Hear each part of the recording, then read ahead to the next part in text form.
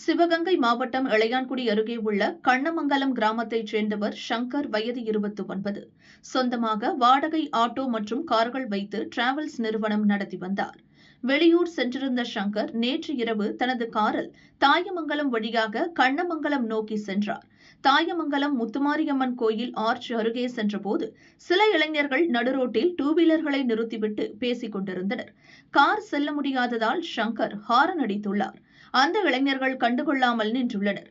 காரில் இருந்தபடி வண்டியை ஓரங்கட்டும்படி சங்கர் கூறினார். இதனால் சங்கருக்கும் இளைஞர்களுக்கும் வாக்குவாதம் ஏற்பட்டது. தகராறு வேண்டாம் என நினைத்த சங்கர் அங்கிருந்து காரை ஓட்டி சென்று விட்டார். ஆனால் அந்த இளைஞர்கள் விடவில்லை.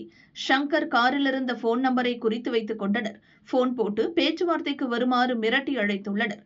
பிரச்சனையை இப்போதே பேசி முடித்து விடலாம் என நினைத்த சங்கர் காரை திரும்ப ஓட்டி வந்தார். காரை விட்டு இறங்கிய சங்கரிடம் அந்த இளைஞர்கள் மீண்டும் தகராறு செய்தனர். டூவீலரில் மறைத்து வைத்திருந்த வாளை எடுத்து வந்து சரமாரியாக வெட்டிவிட்டு தப்பினர்.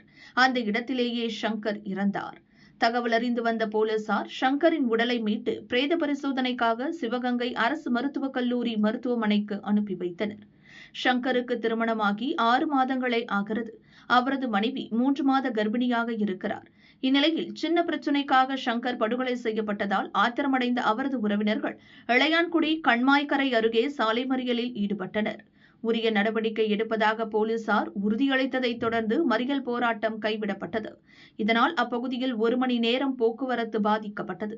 சங்கர் கொலை தொடர்பாக தாயமங்கலம் கிராமத்தைச் சேர்ந்த முத்துவேல், செல்வகுமார், பிரேம்குமார் ஆகிய 3 பேரை இளையான்குடி போலீசார் கைது செய்து விசாரித்து வருகின்றனர்.